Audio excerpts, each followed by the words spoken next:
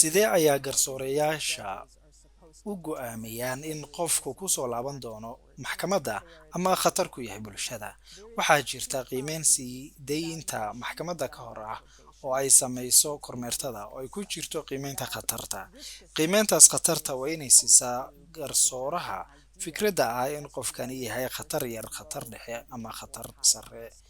Taasi waa mid ka mid ah qalabka ay isticmaalaan maxkamadaha. Inkastoo qiimeynta khatarta iyo guud ahaan qiimeynta khataraha ay xoogaa muran ka taagan yihiin, sababtoo ah waxaa jira algorithm si la mid ah algorithmyada caymiska waxba kama qabanayaan in qofka gaarka ah uu ku soo laaban doono maxkamadda ama noqon karo khatar.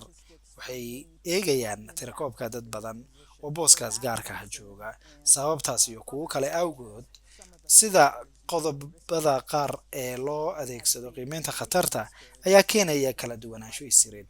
Kuwaasi waa sababaha ay u noqon karaan kuwa muran dhaliya.